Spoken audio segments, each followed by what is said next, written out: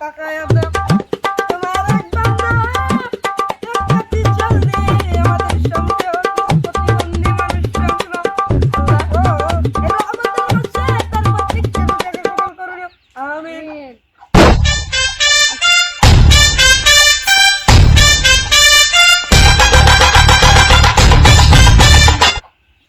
তুই এই করে চাললে চল দুয়ার দাবি দেশ নাই আমার দুয়ার দাবি দেশ নাই আমার দুয়ার বিরুদ্ধে